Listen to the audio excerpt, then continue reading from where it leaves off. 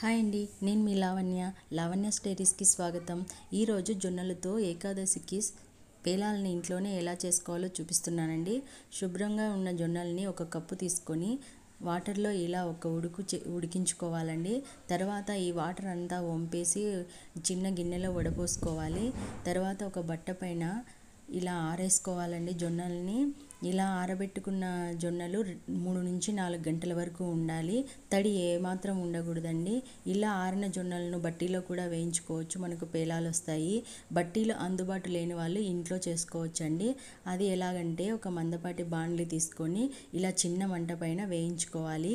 దానికి ఒక ప్లేట్ పెట్టాలండి, లేకపోతే అన్నీ ఎగిరిపోతాయి. నేను ఇలా జల్లిగంట పెట్టి మీకు చూపిస్తున్నాను. పేలాలు అయితే చాలా బాగా వచ్చాయండి. ఇలా ఈజీగా మీరు కూడా ఇంట్లోనే చేసుకోవచ్చు. నచ్చితే వీడియోని లైక్ చేయండి.